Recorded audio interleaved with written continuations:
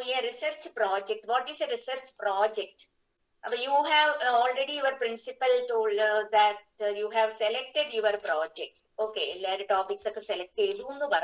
Then what is research? Research actually.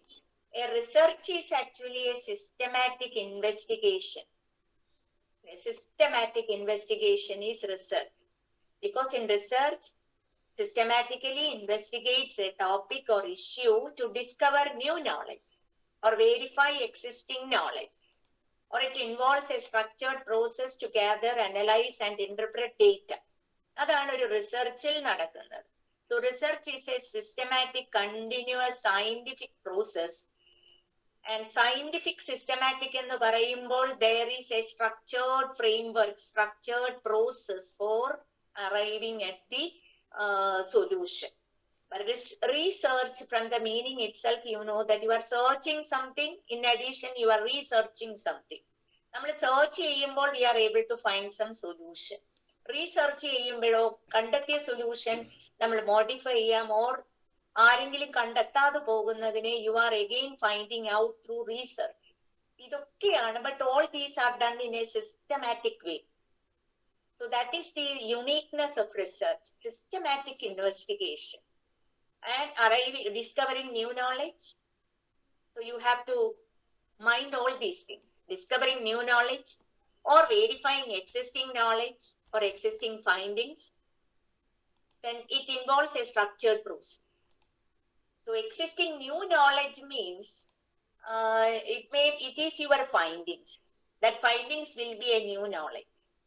New knowledge, sometimes it may not be new to all, but it may be new in any of the aspect. So here we are not focusing on pure research. You are going to become teachers. So here in this talk, I am mainly dealing with the classroom research, or the researches you teachers have to carry out so that you are able to find out the solutions immediately, and those findings will be practically useful for your teaching learning process or for your students. So that is actually, so those researchers carried out, we have given the name as the project. You are carrying out a project. And science students, you know, one of the methods of teaching science is project method. Not at all used by the science teachers alone. All teachers are nowadays using project method. That is method, which is a very systematic method which involves many steps so that you are able to find out the solution for a problem. We know that problems are there for all subjects or everywhere. Not only in science we are come across with problems, or we are encountered with problems, not only in science. Even in daily life we are encountered with many problems, and also in all subjects there are problems. So problems means situations where we need solution. Problem എന്ന് പറഞ്ഞാൽ എന്താണ്? നമ്മൾ എല്ലാവരും ഉപയോഗിക്കുന്ന വാക്കാണ് problem.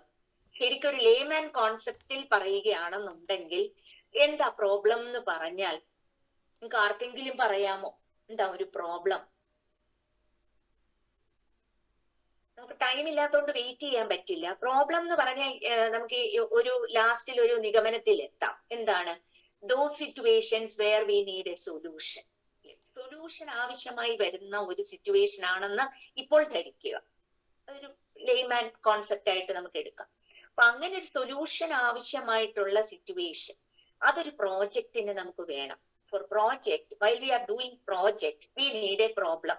So ആ problem ആണ് നിങ്ങൾ ഇവിടെ ഇപ്പൊ ഐഡന്റിഫൈ ചെയ്ത് വെച്ചിരിക്കുന്നത്. You all have identified a problem.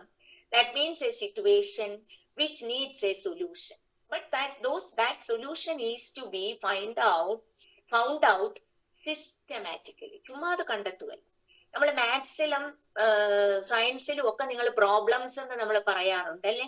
Word problems ഉണ്ട്, അല്ലാന്നുള്ള ന്യൂമറിക്കൽ പ്രോബ്ലംസ് ഉണ്ട്. Why are they said to be problems? In science also there are many problems.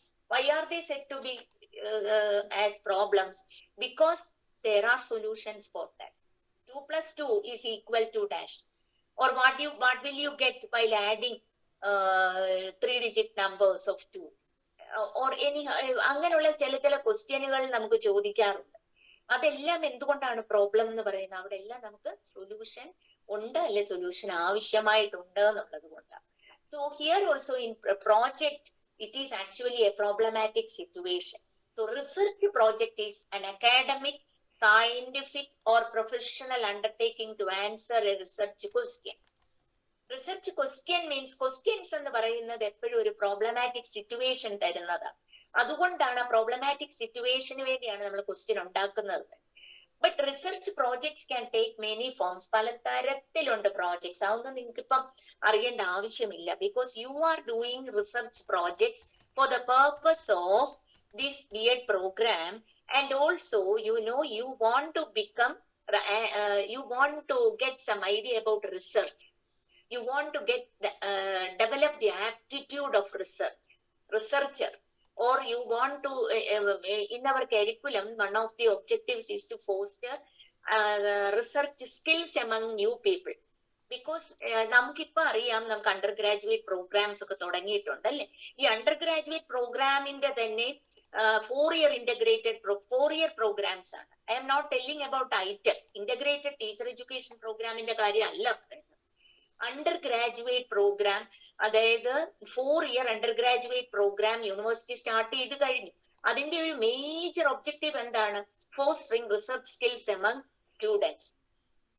ഈ റിസർച്ച് സ്കില്ലിന് വേണ്ടിയിട്ടാണ് 4th year അവർ ഒഴിഞ്ഞു വെച്ചിരിക്കുന്നത് തന്നെ. 3 years കൊണ്ട് ഡിഗ്രി കംപ്ലീറ്റ് ചെയ്ത് കഴിഞ്ഞാൽ നന്നായിട്ട് 4th year അവർക്ക് ഓണേഴ്സ് എന്ന് പറഞ്ഞാൽ റിസർച്ച് ആണ്. അപ്പൊ ആ റിസർച്ചിന് വേണ്ട ആപ്റ്റിറ്റ്യൂഡ് അല്ലെ ഇൻട്രസ്റ്റ് നമ്മൾ ഇനി എപ്പോ മുതൽ കൊടുക്കണം? കുട്ടികൾക്ക് സ്കൂൾ ലെവല് മുതലേ കൊടുക്കണം. അപ്പൊ സ്കൂൾ ലെവല് മുതൽ കുട്ടികൾക്ക് ആ റിസർച്ച് ആപ്റ്റിറ്റ്യൂഡും സ്കില്ലും ഉണ്ടെങ്കിലല്ലേ ഈ 3-year integrated 4-year UG programme കഴിയുമ്പോൾ അവർക്ക് ആ റിസർച്ച് സ്കില്ലും ഡെവലപ്പ് ചെയ്യണം എന്ന് ഉദ്ദേശിച്ചോ അല്ലെ റിസർച്ചിലോട്ട് അവർ ജോയിൻ ചെയ്യാനുള്ള താല്പര്യം പ്രകടമാക്കും. അപ്പൊ ഇനി മുതൽ B.Ed റിസർച്ച് ഉൾപ്പെടുത്തുന്നതിന് അങ്ങനെയും കൂടി ഒരു ഒബ്ജക്റ്റീവായി കുട്ടികളിൽ റിസർച്ച് സ്കിൽസ് കൂടി നമ്മുടെ മുൻപിൽ വരുന്നവരിൽ ഡെവലപ്പ് ചെയ്യും. In addition to develop research aptitude and skill among teachers. അപ്പൊ അതുകൊണ്ട് ഈ പ്രോജക്ട്സ് ഒക്കെ ഇനി കൂടുതലായിട്ട് നമുക്ക് അണ്ടർടേക്ക് ചെയ്യേണ്ടി വരും. So what is the purpose of A research project? Research project എന്ന് പറയുന്നത് നമ്മൾ സ്റ്റാർട്ട് ചെയ്യുമ്പോൾ you are actually starting doing research. So there you are discovering new knowledge, or you are solving problems, or sometimes you may test theories, you may improve your own practices. Practices എന്ന് പറയുമ്പോൾ നമ്മൾ teachers ആവുമ്പോൾ എന്ത് practice ആണ്? Teaching learning process ആണ്. Teaching learning process എന്ന് പറയുമ്പോഴും we are adopting many strategies, we are using many methods, techniques. ഇതെല്ലാം ഉപയോഗിക്കുന്നുണ്ട് for teaching learning process, isn't it? So you can research whether you are able to improve the practices, improve the techniques, improve some certain methods. നമ്മൾ ചില മെത്തേഡിനെയൊക്കെ integrate ചെയ്ത methods ഒരു പുതിയ മെത്തേഡാക്കി നിങ്ങൾക്ക് ഉപയോഗിച്ചുകൂടെ? Because you are now in the I think that you are undergoing internship program or teaching practice. അപ്പൊ ആ ടൈമിൽ നിങ്ങൾ സ്കൂൾസിൽ സ്റ്റുഡൻസിനെ മീറ്റ് ചെയ്യുമ്പോൾ നിങ്ങൾ പല മെത്തേഡ് കോളേജിൽ പഠിപ്പിച്ച പല മെത്തേഡ്സ് യൂസ് ചെയ്യുന്നുണ്ടാവും, മോഡൽസ് ഓഫ് ടീച്ചിങ് യൂസ് ചെയ്യുന്നുണ്ടാവും, ICT ഇന്റഗ്രേറ്റഡ് മെത്തേഡ്സും ടെക്നിക്സും യൂസ് ചെയ്യുന്നുണ്ടാവും. ഇതൊക്കെ ആസെറ്റ് ഉപയോഗിക്കുന്നതിൽ നിന്ന് വ്യത്യസ്തമായിട്ട് നിങ്ങളുടേതായ രീതിയിൽ അല്ലെ നിങ്ങൾക്ക് എന്തെങ്കിലും സ്ലൈഡ് ചേഞ്ചസ് വരുത്തി for catering to the needs of your learners. നിങ്ങളുടെ മുമ്പിലിരിക്കുന്ന നിങ്ങൾ പല സ്കൂളിൽ പോകുന്നവരല്ലേ, നിങ്ങളുടെ മുൻപിലിരിക്കുന്ന ഓരോ കുട്ടിക്കും അല്ലെ ആ ക്ലാസ്സിന് അനുയോജ്യമായ വിധത്തിലുള്ള മെത്തേഡ് ആക്കാൻ നിങ്ങൾക്ക് പറ്റിയാൽ you think about the wonders you can create in the classroom during the teaching learning process. അപ്പൊ അങ്ങനെ നിങ്ങൾക്ക് കഴിയണമെന്നുണ്ടെങ്കിൽ you have to select or you have to design a strategy or you have to select your own method. അത് വെറുതെ select ചെയ്യുവോ method ചെയ്യുകയോ ചെയ്താൽ അത് റിസർച്ച് ആയില്ല. അതിനൊരു പ്രോസസ് ഉണ്ട്. ആ പ്രോസസ്സിൽ നമ്മൾ സെലക്ട് ചെയ്താലും സയൻസിലൊക്കെ തന്നെ റിസർച്ച് എന്ന് പറയുമ്പോൾ സയന്റിഫിക് പ്രോസസ് ആണ്. What is the peculiarity or uniqueness of scientific process or science? Science means science is the ആ ഒരു എൻറ്റിറ്റി എന്ന് പറയുന്നത് എപ്പോഴും സയന്റിഫിക് മെത്തേഡ് വഴിയാണ് നമ്മളെല്ലാം സോൾവ് ചെയ്യുന്നതും പ്രോബ്ലം ചെയ്യുന്നതും. സയന്റിഫിക് മെത്തേഡ് എന്ന് പറയുമ്പം സയന്റിഫിക് എന്നർത്ഥം. റിസർച്ചും സയന്റിഫിക് ആണ്. Scientific method is the method adopted by scientists. Scientist എന്ന് പറഞ്ഞാൽ എന്ത് സിസ്റ്റമാറ്റിക് ആണല്ലേ, എല്ലാ കാര്യങ്ങളും എത്ര സിസ്റ്റമാറ്റിക് ആണെങ്കിലാണ് നമുക്കൊരു പുതിയ അറിവ് ലഭ്യമാകുന്നത്. ആ അറിവ് ലഭ്യമാക്കിയെന്ന് ഏതെങ്കിലും ഒരു സയന്റിസ്റ്റ് പറഞ്ഞാൽ നമ്മൾ അക്സെപ്റ്റ് ചെയ്യുമോ? Never V accept it. Only whether they are able to prove it is correct. അത് എത്ര നന്നായിട്ട് പ്രൂവ് ചെയ്യണം, അതിനൊക്കെ ഒരുപാട് ഫോർമാലിറ്റീസ് ഉണ്ട്. ആ വേയിൽ അത് പ്രൂവ് ചെയ്തെങ്കിൽ മാത്രമേ നമ്മൾ അക്സെപ്റ്റ് ചെയ്യത്തുള്ളൂ. So with only evidence or proof we are accepting it. So അപ്പൊ അതാണ് സയന്റിസ്റ്റിന്റെ മെത്തേഡ്. സിസ്റ്റമാറ്റിക് ആണ്, ചെയ്യുന്ന കണ്ടുപിടിക്കുന്ന കാര്യം പ്രൂവ് ചെയ്യും. അതേപോലെയാണ് നിങ്ങൾ ഒരു പ്രോജക്ട് ചെയ്യുമ്പോൾ you have to go through systematic approaches or methods, different bit എന്ന് പറഞ്ഞാൽ എന്താണ്, ടെസ്റ്റ് ചെയ്യണം അത് ശരിയാണ് അല്ലെ. നിങ്ങളുടെ ക്ലാസ്സിലെ കുട്ടികൾക്ക് ഒരു മാറ്റം ഉണ്ടായി, അതല്ലേ അത് ഉപയോഗിച്ച് ടീച്ചിങ് ലേണിംഗ് പ്രോസസ് നടത്തിയപ്പോൾ കൂടുതൽ അച്ചീവ്മെന്റ് കൂടി, അല്ലെ കൂടുതൽ ഇഫക്റ്റീവ് ആയി, അല്ലെ അവരുടെ ബിഹേവിയറിന് ഒരു മാറ്റം വന്നു. പിന്നെ ഇതെല്ലാം നമ്മൾ കണ്ടെത്തണം. So that is through improving practices. അതിന് പ്രോജക്ട് ചെയ്യാം, ഇൻഫോം പോളിസീസ് ആയിട്ട്, ദെൻ ഫുൾഫിൽ അക്കാഡമിക് റിക്വയർമെന്റ്സ്, ഇതൊക്കെ ആക്കാം. അപ്പൊ ഇതെല്ലാം ക്യാരക്ടറിസ്റ്റിക്സ് ആണെന്ന് പറഞ്ഞു. ഇനി അപ്പൊ അങ്ങനെ ചെയ്യുമ്പോൾ ഒരു പ്രോജക്ട് എന്ന് പറയുമ്പോൾ actually it is a whole hearted purposeful ആക്ടിവിറ്റിയാണ്. അതാണ് പ്രോജക്റ്റിന് നമുക്ക് നല്ലൊരു ബ്യൂട്ടിഫുൾ ഡെഫിനിഷൻ. പ്രോജക്റ്റ് ഞാൻ നേരത്തെ പറഞ്ഞു, project can be A method of teaching method ആയിട്ട് സയൻസിൽ എപ്പോഴും ഉപയോഗിക്കും. പ്രാഗ്മാറ്റിസ്റ്റ് ഉപയോഗിക്കുന്ന മെത്തേഡ് ആയിരുന്നു, അതൊക്കെ നിങ്ങൾ പഠിച്ചിട്ടുണ്ടാവും. ആ പ്രോജക്ട് മെത്തേഡിലെ പ്രോജക്ട് അണ്ടർടേക്ക് ചെയ്യുന്നത് സിസ്റ്റമാറ്റിക് വേയിലാണ്. അത് നിങ്ങൾ ഒരു റിസർച്ച് ഫോമിൽ ചെയ്യാൻ പോവുകയാണ്, ഒരു മെത്തേഡ് ഓഫ് സ്റ്റഡി ആയിട്ടല്ല. You are going to find a solution for the problem. അതിനു വേണ്ടി ഈ മെത്തേഡ് ഉപയോഗിക്കും എന്ന് പറയുമ്പോൾ there are different steps. It is highly systematic. So what are the different steps for the research project? ഇപ്പൊ നിങ്ങൾ എല്ലാവരും തന്നെയും കുറെ ടോപ്പിക്സ് ഐഡന്റിഫൈ ചെയ്തിട്ടുണ്ടെന്ന് പറഞ്ഞു. ആ ടോപ്പിക്സ് നിങ്ങൾ എങ്ങനെയാണ് എടുക്കുന്നത്? ആ ടോപ്പിക്സ് എന്ന് പറയുമ്പോൾ നിങ്ങൾ ഇതിലെ ഫസ്റ്റ് സ്റ്റെപ്പ് കഴിഞ്ഞു. First step is over. First step of research project, that is problem identification. All of you have identified your own problems. ഇവിടുത്തെ പ്രോബ്ലത്തിന്റെ പ്രത്യേകത എന്താണ്? ദിസ് പ്രോബ്ലം നമുക്കറിയാം, പ്രോബ്ലംസ് എന്ന് പറയുമ്പോൾ they need solution. നമുക്ക് ഇവിടെ ഒരു ഇമ്മീഡിയറ്റ് സൊല്യൂഷൻ വേണ്ട പ്രോബ്ലമാണ്. ഇമ്മീഡിയറ്റ് എന്ന് പറഞ്ഞാല് ഇന്ന് നമുക്കൊരു ഗസ്റ്റ് വന്നു, എന്താണ് ഉണ്ടാക്കി കൊടുക്കേണ്ടത് അവർക്ക് എന്നുള്ളത് പോലെയുള്ള ഒരു ഇമ്മീഡിയറ്റ് എന്നുള്ള അർത്ഥമല്ല. അത്രയും എമർജൻസി ഇല്ല. ഒരു ഗസ്റ്റ് വന്നു അവർക്ക് എന്താണ് ഉണ്ടാക്കി കൊടുക്കേണ്ടതെന്ന് നമ്മൾ ആലോചിച്ചുകൊണ്ടിരുന്നാലോ, that is actually a problem for a housewife ഇല്ലേ? അപ്പൊ ഹോസ്റ്റിന്റെ ഉള്ള ഒരു പ്രോബ്ലമാണ്. ഒരു ഗസ്റ്റ് വരുന്നു, അയ്യോ അവർക്ക് എന്താണ് കൊടുക്കേണ്ടത്, അത് ഹോസ്റ്റിന് അല്ലെങ്കിൽ ആ ഹൗസ് വൈഫ് ഒരു വീട്ടമ്മയ്ക്കുള്ള ഒരു പ്രോബ്ലം. ആ പ്രോബ്ലം എന്ന് പറയുമ്പോൾ ഒരു ഇഷ്യൂ അല്ല എന്ന് മനസ്സിലാക്കാനാണ് ഞാനത് പറഞ്ഞത്. ആ പ്രോബ്ലം നമ്മളുടെ സുഖമായിട്ട് സോൾവ് ചെയ്യാൻ പറ്റും. വീട്ടില് പാലും കോഫി പൗഡർ ഷുഗർ അല്ലെങ്കിൽ ടീ എല്ലാം ഉണ്ടെന്നുണ്ടെങ്കിൽ it is very easy. Gas എല്ലാം ഉണ്ടെങ്കിൽ അതൊരു പ്രോബ്ലമേ ആവുന്നില്ല. But it is actually A sort of problem. We are able to find the solution very immediately in an effective way so that it won't cause any stress. Stress ഒന്നും ഉണ്ടാക്കാതെ problem solve ആകും. Suppose എപ്പോഴാണ് ആ problem complex ആകുന്നത്? Suppose അന്ന് നമ്മളുടെ രാവിലെ തന്നെ നമ്മുടെ കോഫി പൗഡർ ഇല്ല, അല്ലെ ടീ ഇല്ല, ടീ പൗഡർ ഒന്നും ടീ ലീവ്സോ അതൊന്നും ഇല്ല എന്ന് വിചാരിക്കുക. തേയിലയും കോഫി പൗഡറും ഇല്ല, അതല്ലെങ്കിൽ മിൽക്ക് ഇല്ല. മിൽക്ക് ഇല്ലെങ്കിലും പലതരത്തിൽ ഇപ്പൊ നമുക്ക് ചെയ്യാം. ഇതൊന്നും ഇല്ല, എങ്ങനെ കോഫി ഉണ്ടാക്കി കൊടുക്കും? കോഫിയോ ടീയോ പറ്റില്ല. അപ്പോഴാണ് നമുക്കതൊരു പ്രോബ്ലം ആയി മാറുന്നത്.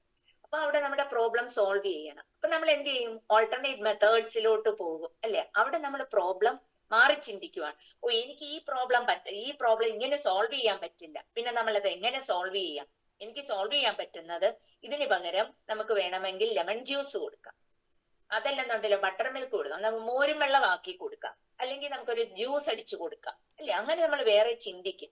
അപ്പൊ ഈ പ്രോബ്ലം ഐഡന്റിഫിക്കേഷൻ എന്ന് പറയുമ്പോൾ ഞാൻ ഉദ്ദേശിച്ചത് ആ പ്രോബ്ലം നമുക്ക് വർക്ക്ഔട്ട് ആകുന്ന പ്രോബ്ലം ആയിരിക്കണം എങ്ങനെ സോൾവ് ചെയ്യാൻ. Because you have only limited time.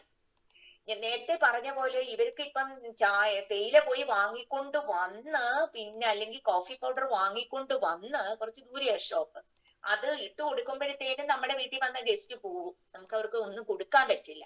അതുകൊണ്ടാണ് നമ്മൾ എന്ത് ചെയ്തത്, ഇമ്മീഡിയറ്റ് ആയിട്ട് സോൾവ് ചെയ്യാൻ പറ്റുന്ന വേറൊരു എടുത്തു. എന്താണ്, വേറൊരു ജ്യൂസോ വെച്ചിട്ടോ വേറൊരു ഇതോ കൊടുക്കാം. അപ്പൊ അവർക്ക് കുറച്ച് വെള്ളം കൊടുക്കാൻ പറ്റുമല്ലോ നമുക്ക്. അതേപോലെ നിങ്ങളിപ്പോ എല്ലാരും പ്രോബ്ലംസ് എടുത്തിട്ടുണ്ടാവും, നിങ്ങളെ ടീച്ചേഴ്സ് കൂടെ ഹെൽപ്പ് ചെയ്തത് കൊണ്ട് സോൾവ് ചെയ്യാൻ പറ്റുന്ന പ്രോബ്ലം ആകും നിങ്ങൾ എടുത്തത്. അതല്ല എന്നുണ്ടെങ്കിൽ എന്ത് ചെയ്യണം, നമുക്കൊരു പ്രത്യേക ഒരു ലിമിറ്റഡ് ടൈമിനുള്ളിൽ സോൾവ് ചെയ്യാൻ പറ്റുന്ന പ്രോബ്ലംസ് വേണം എടുക്കാൻ.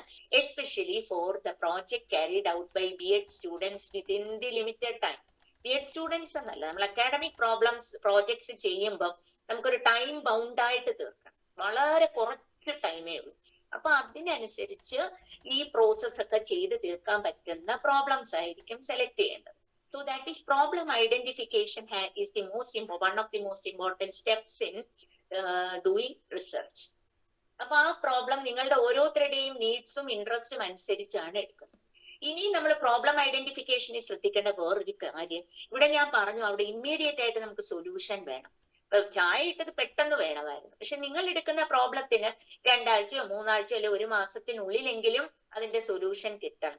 ആ സൊല്യൂഷൻ അപ്പൊ കിട്ടിയെങ്കിൽ മാത്രമല്ലേ നമുക്ക് ആ പ്രോബ്ലത്തിന്റെ സൊല്യൂഷൻ ഇഫക്റ്റീവ് ആണോ അല്ലയോ അത് നമുക്ക് അപ്ലൈ ചെയ്യാനായിട്ട് പറ്റുള്ളൂ.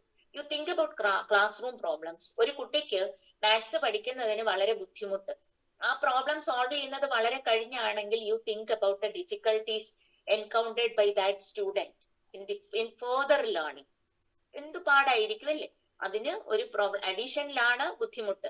അഡീഷൻ എന്ന് പറയുന്നതിനാണ് എന്തുകൊണ്ടാണ് ആ കുട്ടിക്ക് മാത്സിനോട് ഇത്ര ഇഷ്ടക്കേട്, അതൊരു പ്രോബ്ലം ആണ്. പ്രോബ്ലം ആയിട്ട് നിങ്ങൾക്ക് ഐഡന്റിഫൈ ചെയ്യാം. അവേർഷൻ അല്ലെങ്കിൽ fear towards mathematics by 1 or 2 students in the classroom. മറ്റവരൊക്കെ നന്നായിട്ട് ചെയ്യുന്നു. ഇപ്പൊ maths teacher very capable teacher, even in spite of that these 2 students are feeling difficulty. അതൊരു പ്രോബ്ലം ആയിട്ട് നിങ്ങൾക്ക് ഐഡന്റിഫൈ ചെയ്യാം. എന്നിട്ടോ അപ്പൊ ആ പ്രോബ്ലം ഐഡന്റിഫിക്കേഷൻ വരുമ്പോൾ നമ്മൾ ആ പ്രോബ്ലം സോൾവ് ചെയ്യേണ്ടത് വളരെ പെട്ടെന്ന് വേണം. കാരണം എന്തുകൊണ്ടാണ്, അത് എന്തുകൊണ്ടാണെന്നുള്ള റീസൺ കണ്ടെത്തി അത് ഓവർകം ചെയ്തെങ്കിലേ ആ കുട്ടിക്ക് വീണ്ടും മുന്നോട്ട് പോകാൻ പറ്റും. Anyhow problem identification is very important while doing research projects.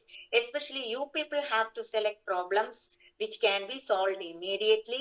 But in PhD ചെയ്യുന്ന ആൾക്ക് 2-3 വർഷം ഉണ്ടെന്നുണ്ടെങ്കിൽ നമുക്ക് അതിനനുസരിച്ചുള്ള കുറച്ചുകൂടി കോംപ്ലക്സ് ആയിട്ടുള്ള പ്രോബ്ലം ചെയ്യാം. 5 വർഷം കൊണ്ടുള്ള ഒക്കെ പ്രോജക്ട്സുകളുണ്ട്.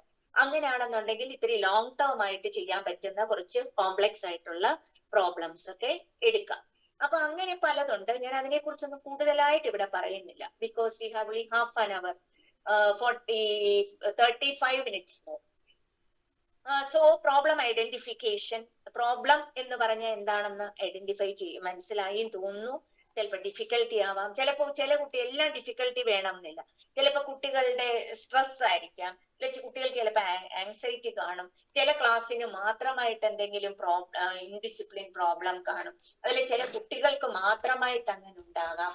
അതല്ലെങ്കിൽ നമുക്കറിയാം ഇംഗ്ലീഷ് ടീച്ചർ, നമുക്ക് എല്ലാവർക്കും അറിയാവുന്ന ഒരു സബ്ജക്റ്റ് ആണ് ഇംഗ്ലീഷ്.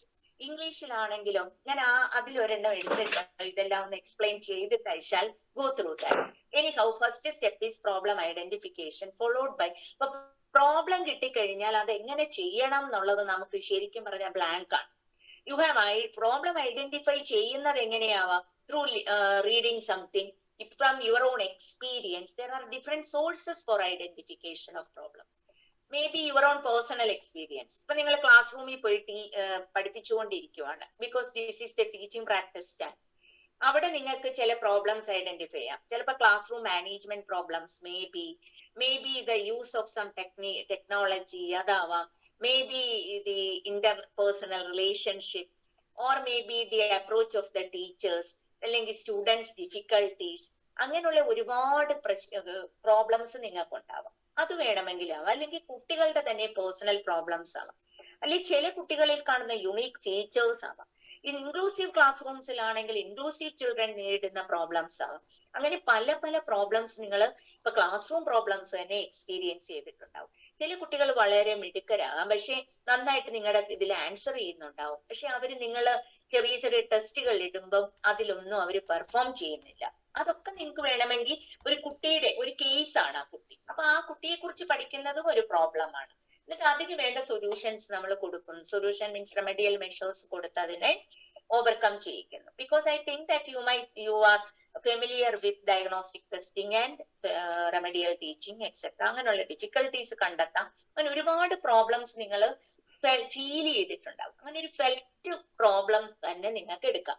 അത് എക്സ്പീരിയൻസിൽ കൂടി അതിൽ വായിച്ചറിഞ്ഞ് കണ്ടറിഞ്ഞുള്ള ഒരുപാട് പ്രോബ്ലംസ് ഉണ്ടാവും. ന്യൂസ് പേപ്പറിൽ നിന്നോ സോഷ്യൽ മീഡിയയോ അല്ലെ എക്സ്പീരിയൻസ് ഷെയർ ചെയ്ത വഴി കിട്ടിയിട്ടുണ്ടാവും. Anyhow now you have selected a problem. So problem identification is the first step. After identifying the problem, നമുക്കത് solve ചെയ്ത് പോവണ്ടേ, because we want to find out the solution. So you will go through the literature. For literature review is very important because you have to read thoroughly about the problem. And so you identify the different terminologies of your problem. You define that problem. After then for defining it itself, you need literature review. You need thorough reading, or you need some sharing of expertise from the resource persons or your mentor teacher. എന്തുമാവും. അപ്പൊ അങ്ങനെ നിങ്ങൾ വായിക്കണം. Literature review is very important. ആ literature എന്ന് പറയുന്നത് books ആവാം, journals ആവാം, magazines ആവാം, ഈവൻ സോഷ്യൽ മീഡിയയിൽ വരുന്ന ചില റിപ്പോർട്ട്സ് ആവാം. ഡ്രഗ് അഡിക്ഷനുമായിട്ട് ബന്ധപ്പെട്ടിട്ടൊക്കെയാണ് നിങ്ങൾ പ്രോബ്ലം എടുക്കുന്നതെന്നുണ്ടെങ്കിൽ അതുമായിട്ട് ബന്ധപ്പെട്ടിട്ടുള്ള ലിറ്ററേച്ചർ ധാരാളം കിട്ടും. അത് ആവാം.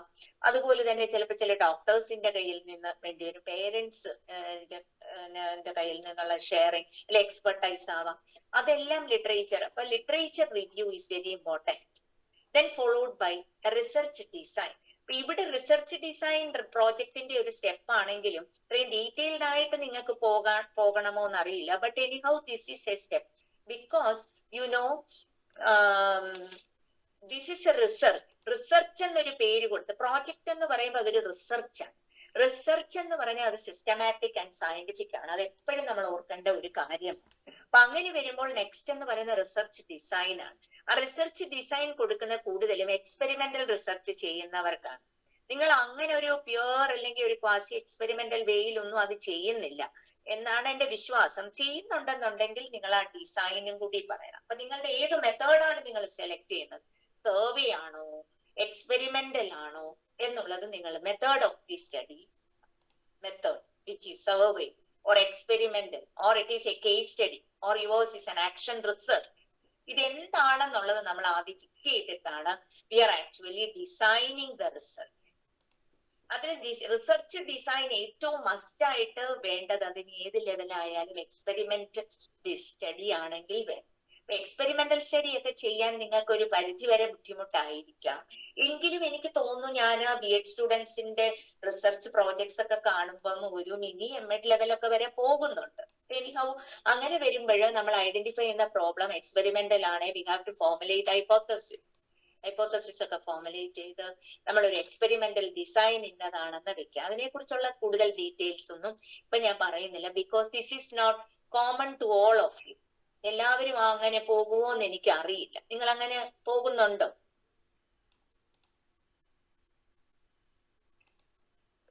പോകുന്നുണ്ട്. കാരണം ഹൈപ്പോത്തിസിസ് ക്രിയേറ്റ് ചെയ്തിട്ടാണ് ഇപ്പം ഒരു പ്രൊജക്റ്റിന് ചെയ്യുന്നത്. ആണോ? അപ്പൊ നിങ്ങൾ ഒരു എക്സ്പെരിമെന്റൽ സ്റ്റഡിക്ക് വേണ്ടിയിട്ട് ഹൈപ്പോത്തസിസ് എന്താന്ന് അറിയാമല്ലോ അല്ലേ? അറിയാമോ? എന്താ ഹൈപ്പോത്തസിസ്? അതായത് ആ പ്രോജക്റ്റിന്റെ ഒരു എൻഡ് റിസൾട്ട് നമ്മൾ എക്സ്പെക്ട് ചെയ്യുന്ന ഒരു റിസൾട്ട് ഉണ്ട്, അതിലോട്ട് എത്തുന്നുണ്ടോ ഇല്ലേന്നുള്ളൊരു ജസ്റ്റ് വൈഡ് ഗസ് ആണ്. ഒരു വൈൽഡ് ഗസ് അല്ല, അതൊരു ഇന്റലക്ച്വൽ ഗസ് ആണ് കേട്ടോ. ഒരിക്കലും വൈൽഡ് ഗസ് എന്ന് പറയരുത്. ഹൈപ്പോത്തസിസ് എന്ന് പറയുന്നത് എപ്പോഴും ഒരു സയന്റിഫിക് മെത്തേഡിന്റെ ഈ പ്രോബ്ലം ഐഡന്റിഫിക്കേഷൻ പോലെ തന്നെ ഐഡന്റിഫൈഡ് പ്രോബ്ലം സോൾവ് ചെയ്യുന്നതിലെ ദ മോസ്റ്റ് ഇമ്പോർട്ടന്റ് സ്റ്റെപ്പ് ആണ് hypothesis. That means it is an intellectual guess ആണ്. വൈൽഡ് ഗസ് നമ്മൾ ബാക്കിയുള്ള കാര്യങ്ങൾക്കൊക്കെ വെറുതെ ഗസ് അടിക്കുന്ന പോലെ അല്ല. മനസ്സിലായോ? എന്താണ് ഇപ്പം പേരെന്തായിരുന്നു? ദേവിക പറഞ്ഞ അത് കറക്റ്റ് ആണ്. നിങ്ങൾ ഹൈപ്പോത്തസിസ് ചെയ്യുന്നുണ്ട്, അത് സൊല്യൂഷനിലോട്ട് എത്തിക്കാനുള്ള ഒരു ചാനലാണ്, ഒരു ട്രിഗർ ആണത്. അപ്പൊ ആ ചാനൽ നിങ്ങളെ സൊല്യൂഷനിലോട്ട് എത്തിച്ചില്ലെങ്കിൽ നമ്മൾ ഇങ്ങനെ ടൈം ബൗണ്ട് ആയിട്ട് ചെയ്ത് തീരില്ല, ഇങ്ങനെ തേടി അലഞ്ഞ് നടക്കും അല്ലെ. അപ്പൊ നമ്മൾ ഈ പോയിന്റർ വെച്ചിരിക്കുന്ന അതേ ഇഫക്റ്റ് ആണ് ഈ ഹൈപ്പോത്തസിസ് സെറ്റ് ചെയ്യുന്നത്. നമുക്ക് ഒരു എക്സ്പെക്ടഡ് സൊല്യൂഷൻ ഉണ്ട് എന്തായാലും, ആ സൊല്യൂഷനിലോട്ട് എത്തുന്നതിന് വേണ്ടിയിട്ടുള്ള ഒരു ഇന്റലക്ച്വൽ ഗസ് ആണ്. That means it is A tentative solution or A intellectual guess, അത്രയും അറിഞ്ഞിരുന്നാ മതി. അപ്പൊ ആ ഇന്റലക്ച്വൽ ഗസ് ആണ് നിങ്ങൾ ചെയ്തു വെച്ചിരിക്കുന്നത്. അപ്പൊ after problem identification you have made an intellectual guess. ഈ കുട്ടിക്ക് ഇതുണ്ടാവാന് ഇന്ന നമ്മുടെ 9ാം ക്ലാസ്സിലെ കുട്ടികൾക്ക് സ്പെല്ലിംഗ് എറർ അല്ലെങ്കിൽ അവർ കൂടുതലായിട്ട് വരുത്തുന്നു, അത് നിങ്ങളുടെ ഇന്റലക്ച്വൽ ഗസ്. അതിനുള്ള കാരണം ഇന്നതായിരിക്കാം, അത് നിങ്ങളുടെ ഇന്റലക്ച്വൽ ഗസ് ആണ്, വെറുതെ നമ്മൾ ഗസ് ചെയ്യുമല്ല. ഓക്കെ, അപ്പൊ അങ്ങനെ ഒരു ഇന്റലക്ച്വൽ ഗസ് ഒക്കെ നടത്തണം എന്നുണ്ടെങ്കിൽ you have to read the literature. നന്നായിട്ട് വായിച്ചു നോക്കിയെങ്കിലേ അതൊക്കെ വരുള്ളൂ. Because you are less experienced, ഇപ്പൊ ഈ ഫീൽഡിലോട്ട് കയറിയതേ ഉള്ളൂ, നന്നായിട്ട് വായിക്കണം. അത് കഴിയുമ്പോഴാണ് നമ്മൾ റിസർച്ച് ഡിസൈൻ. നിങ്ങൾ ഇത് പ്രീ ടെസ്റ്റും പോസ്റ്റ് ടെസ്റ്റും നടത്തണോ, അതോ നിങ്ങൾ സർവേ നടത്തി അങ്ങനെ എടുത്താൽ മതിയോ, അതോ എന്ന് വെച്ചാൽ കൂടുതൽ പേരോട് നിങ്ങൾ ഒരു ക്വസ്റ്റ്യനെയറോ അങ്ങനെയുള്ള ടൂൾസ് ഒക്കെ നിങ്ങൾ പ്രിപ്പയർ ചെയ്യാൻ പഠിപ്പിച്ചില്ലേ? I think that you have learned different types of tools. Questionnaires, test ആണ് മേജർ ആയിട്ട് നിങ്ങൾ ഇപ്പൊ പഠിച്ചു വെച്ചിട്ടുണ്ടാവും. ഷെഡ്യൂൾസ്, ഇന്റർവ്യൂ ഷെഡ്യൂൾ ഒക്കെ പഠിച്ചോ? അതൊക്കെ UG പഠിച്ച ഒരു ഇതുണ്ടല്ലോ, നമ്മൾ പ്രൊജക്ട് ചെയ്ത ഒരു ബേസിസിൽ UG PG ആ ഒരു ബേസിസിലാണ് ഇപ്പം റെഡി ആയി. ഓക്കെ. അപ്പൊ അങ്ങനെ നമ്മള് ഇതൊക്കെ ഇന്റർവ്യൂ നടത്തൂ, ഇന്റർവ്യൂ ഷെഡ്യൂൾ ഉണ്ടാക്കാം, അതല്ലെന്നുണ്ടെങ്കിൽ നമുക്ക് ക്വസ്റ്റ്യനെയർ ആക്കാം, അങ്ങനെ എന്തും ആവാം. ഈ എക്സ്പെരിമെന്റൽ സ്റ്റഡി ആണെങ്കിൽ UG PG ഒക്കെ സയൻസ് എടുത്തവർ ചെയ്യുന്ന എക്സ്പെരിമെന്റൽ സ്റ്റഡി പോലെ അല്ല എവിടെ education. This is actually a social science. Education will come under social science. അതൊരു ഒരിക്കലും ഒരു പ്യുവർ സയൻസ് അല്ല. ഇവിടെ നടത്തുന്ന എക്സ്പെരിമെന്റൽ സ്റ്റഡീസ് എന്ന് പറയുന്ന പ്യുവർ എക്സ്പെരിമെന്റൽ അല്ല. ഹിയർ ദി എക്സ്പെരിമെന്റ് എന്ന് പറയാൻ തന്നെ കാരണം എന്താണ്? ഇപ്പൊ ഇവിടെ ഹൈപ്പോത്തസൈസ് ചെയ്യുന്നത് നമ്മൾ അതേപോലെ ഒന്നുകിൽ റിലേഷൻഷിപ്പ് സ്റ്റഡിക്ക് ഹൈപ്പോത്തസിസ് ചെയ്യണം.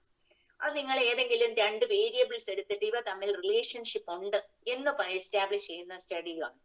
കുട്ടികളുടെ അച്ചീവ്മെന്റും കുട്ടികളുടെ ആങ്സൈറ്റി അല്ലെ ഇതും തമ്മിൽ അങ്ങനെയുള്ള ഏതെങ്കിലും റിലേഷൻഷിപ്പ് സ്റ്റഡി എടുത്തിട്ടുണ്ടോ? ആരെങ്കിലും പ്രോബ്ലം ഐഡന്റിഫൈ ചെയ്തിട്ടുണ്ടോ? വേരിയബിൾസ് ഒന്നിൽ കൂടുതൽ വല്ലതും സെലക്ട് ചെയ്ത്? Anybody please share it. ഇല്ല? അങ്ങനെ ഉണ്ടെന്നുണ്ടെങ്കിലും നമുക്ക് എന്ത് വേണം? ഒരു ഹൈപ്പോത്തസിസ് ഫോർമുലേറ്റ് ചെയ്യണം. എക്സ്പെരിമെന്റൽ ആണെങ്കിലും ചെയ്യും. സയൻസ് ചെയ്യുന്ന മാതിരി നമ്മൾ ലാബിൽ പോയി ടെസ്റ്റ് ട്യൂബോ കോണിക്കൽ ഫ്ലാസ്കോ അല്ലെങ്കിൽ ഡിവൈസസോ എക്യുപ്മെന്റ്സോ എടുത്തൊന്നും ചെയ്യുവല്ല.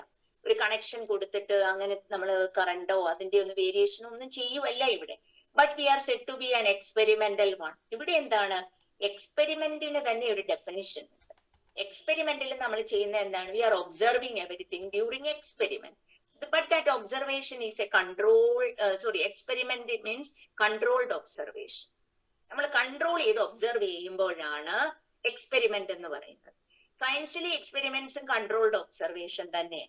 അത് നമുക്കറിയാം. നമ്മൾ ടെസ്റ്റ് ട്യൂബിനകത്ത് എന്തെങ്കിലും ഒരു ഫിനോമിനൻ നടക്കും, റിയാക്ഷൻ നടക്കുമ്പോൾ നമ്മൾ കൺട്രോൾ ചെയ്യുവാണ്. We are actually observing only the ingredients inside the test tube and what is going on inside the test tube and we are observing it only that one അല്ലെ. അതുകൊണ്ടാണ് നമ്മൾ system surroundings എന്നൊക്കെ പറഞ്ഞ് അങ്ങനെ പറഞ്ഞു പോകുന്നത് തന്നെ. ആ സിസ്റ്റം മാത്രമേ ഒബ്സർവ് ചെയ്യുന്നു. അത് എന്ന് പറഞ്ഞാലോ ഒബ്സർവേഷൻ അണ്ടർ കൺട്രോൾഡ് കണ്ടീഷൻ. അപ്പൊ ആ തരത്തിൽ പറഞ്ഞാൽ നമ്മൾ സോഷ്യൽ സയൻസിലും എല്ലാം എക്സ്പെരിമെന്റ് ചെയ്യുന്നുണ്ട്. നിങ്ങൾ എന്താ ചെയ്യുന്നത്? ക്ലാസ് റൂമില് സ്റ്റുഡൻസിന് ഉള്ള ഡിഫിക്കൽട്ടി മാത്രമാണ് ഒബ്സർവ് ചെയ്യാൻ പോകുന്നത്. That means your observation is under controlled condition. Class റൂമിൽ ഇരുന്ന് കുട്ടികൾക്ക് സയൻസ് പഠിക്കുമ്പോഴുണ്ടാകുന്ന ഡിഫിക്കൽട്ടി മാത്രം നിങ്ങൾ ഐഡന്റിഫൈ ചെയ്തിട്ട് അത് മാറാനായിട്ട് എന്തെങ്കിലും ഇന്റർവെൻഷൻ കൊടുക്കുന്നു. That is why it is said to be experiment. അപ്പൊ അതുപോലെ ഇവിടെയും എക്സ്പെരിമെന്റ് ഉണ്ട്. അവിടെയും പിന്നെ റിലേഷൻഷിപ്പ് എസ്റ്റാബ്ലിഷ് ചെയ്യും. കുട്ടികളുടെ ഇന്റലിജൻസ് അല്ലെ നിങ്ങൾ കൊടുക്കുന്ന മോട്ടിവേഷൻ അതും കുട്ടികളുടെ അച്ചീവ്മെന്റും തമ്മിൽ ഒരു റിലേഷൻഷിപ്പ് ഉണ്ട് എന്ന് പറയാമല്ലോ, നമുക്ക് ഉറപ്പായിട്ട് പറയാം. ടെമ്പറേച്ചറും പ്രഷറും തമ്മിൽ റിലേഷൻഷിപ്പ്, വോളിയം ടെമ്പറേച്ചറും തമ്മിൽ റിലേഷൻഷിപ്പ്, ഇതെല്ലാം സയൻസിൽ നമ്മൾ പഠിച്ചിട്ട് കൺകോമിറ്റന്റ് വേരിയേഷൻസ് വെച്ചിട്ട് നമ്മൾ എക്സ്പെരിമെന്റ് ചെയ്ത് അതൊക്കെ എസ്റ്റാബ്ലിഷ് ചെയ്തിട്ടുണ്ട്. Pure experiment. അവിടെയും പല കണ്ടീഷൻസ് കൺട്രോൾ ചെയ്യുന്നു. ഇവിടെയും നമ്മൾ പല വേരിയബിൾസ് എടുക്കുവാണ്. പ്രഷറും വോളിയം ടെമ്പറേച്ചറിനും പകരം ഇവിടെ എടുക്കുന്നത് ഹ്യൂമൻ ബീയിങ്സ് ആയതുകൊണ്ട് അവരുടെ വേരിയബിൾസ് ആണെന്നേ ഉള്ളൂ. എന്തെടുക്കും? അവരുടെ അച്ചീവ്മെന്റ്, അവരുടെ ആറ്റിറ്റ്യൂഡ്, സ്റ്റുഡൻസിന്റെ ഇൻട്രസ്റ്റ്, സ്റ്റുഡൻസിന്റെ ലേണിംഗ് ഡിഫിക്കൽട്ടി, ഇതൊക്കെയാണ് അവിടുത്തെ വേരിയബിൾ മോട്ടിവേഷൻ. എന്നിട്ട് അവ തമ്മിലുള്ള റിലേഷൻഷിപ്പ് എസ്റ്റാബ്ലിഷ് ചെയ്യും. ഓക്കെ, അപ്പൊ അങ്ങനെ റിലേഷൻഷിപ്പ് എസ്റ്റാബ്ലിഷ് ചെയ്യുമ്പോഴും നമ്മൾ എന്ത് ചെയ്യണം? ഹൈപ്പോത്തസിസ് ഫോർമുലേറ്റ് ചെയ്യണം. അപ്പൊ ഇവിടെ എല്ലാം ഹൈപ്പോത്തസിസ് നിങ്ങൾ ഫോർമുലേറ്റ് ചെയ്യുന്നു എന്നുള്ളത് പറഞ്ഞത് കൊണ്ടാണ് ടീച്ചർ ഇത്രയും പറഞ്ഞത്. അപ്പൊ ആ ഫോർമുലേറ്റ് ചെയ്ത് എന്തായാലും റിസർച്ച് ഡിസൈൻ ഒക്കെ ആയി കഴിഞ്ഞാൽ നമ്മൾ ഇനിയിപ്പോ ഫ്രണ്ടിലോട്ട് പോവാണ്. നമ്മൾ ഇപ്പൊ റിലേഷൻഷിപ്പ്, അച്ചീവ്മെന്റും കുട്ടിയുടെ ഇന്റലിജൻസും തമ്മിൽ പോസിറ്റീവ് റിലേഷൻഷിപ്പ് ഉണ്ട്. Then what is the meaning of that? When if the students with high intelligence have higher achievement, or with low intelligence will be having only lower achievement, അല്ലെ എന്നുള്ളതാണ് നമ്മൾ എസ്റ്റാബ്ലിഷ് ചെയ്ത hypothesis. അപ്പൊ അതിനനുസരിച്ച് നമുക്ക് ഇനി എന്ത് ചെയ്യണം? We have to collect data. So data collection, we need some data collection instruments or tools. We need tools and techniques for data collection. So you have identified the problem, then you have to read thoroughly because you have to formulate hypothesis, then you have to form a research design. Which research survey you have to do, or experimental you have to do, or case study or action research, that depends on the nature of your problem. After that, for carrying out the research project and finding out the solution, you have to collect data. Data collection data collection vendi you have to design or construct or use data collection tools and techniques. അതാണ് നമ്മൾ നേരത്തെ mention ചെയ്ത interview ആവാം. Interview തന്നെ structured and non-structured interviews are there. If it is structured, you have to prepare an interview schedule. Otherwise, you have to prepare questions at the time of interviewing the person. Open-ended ആയിട്ടൊക്കെ ചെയ്യാം. Then questionnaire maybe, then test. If you are going to measure achievement, then അതിലുള്ള എന്തെങ്കിലും ആണ് problem related എങ്കിൽ achievement test കൊടുക്കാം, unit test ഒക്കെ പോലെ. Then diagnostic, difficulty identification ആണ് ഡയഗ്നോസ്റ്റിക് ടെസ്റ്റ്. അതൊക്കെ നിങ്ങൾക്ക് ഇതിന് ചെയ്യാൻ പറഞ്ഞിട്ടുണ്ട്. അതൊക്കെ നിങ്ങൾക്ക് compulsory mandatory active practicals or activities ആണ്, അല്ലേ? അപ്പൊ ഇവിടെയും അതുപോലെ കളക്ട് ചെയ്യും. പിന്നെ ക്വസ്റ്റ്യനെയർ ആവാം, കുട്ടികൾക്ക് കൊടുത്തിട്ട് എന്തെങ്കിലും അവരുടെ വിവരങ്ങളൊക്കെ ഡേറ്റയൊക്കെ കളക്ട് ചെയ്യാനായിട്ട് സർവേ ഫോം പോലൊക്കെ നമുക്ക് കൊടുക്കാൻ പറ്റും കുട്ടികളുടെ. ഇപ്പോഴത്തെ ഇനി നിങ്ങൾക്ക് വേണമെങ്കിൽ സപ്പോസ് യു വാണ്ട് ടു, നിങ്ങൾ ഒരു സ്കൂളിൽ ചെന്നു, നിങ്ങൾക്ക് അവിടുത്തെ ആ ഒരു വൈബും അവിടുത്തെ ഒരു പെർഫോമൻസും, the students vibrance, their ability, the teachers commitment, attitude, ഇതൊക്കെ കണ്ട് നിങ്ങൾ suppose you feel something strange or something, sometimes you may get embarrassed, sometimes you may get excited. അങ്ങനെ ഒരു സിറ്റുവേഷൻ ആണെന്ന് വിചാരിക്കും. ഇത് എന്തോ ഒരു നല്ല സ്കൂള്, വളരെ പഴക്കമുള്ളതുമാവാം. Then you can study the school, that the study of that particular school is your problem. അതിനെ കുറിച്ച് അങ്ങ് പഠിക്കാം.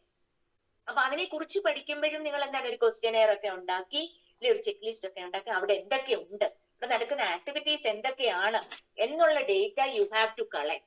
ഓക്കെ, അപ്പൊ എന്തായാലും എന്താണോ പ്രോബ്ലം അതിന് അപ്രോപ്രിയേറ്റ് ആയിട്ട് you have to collect the data.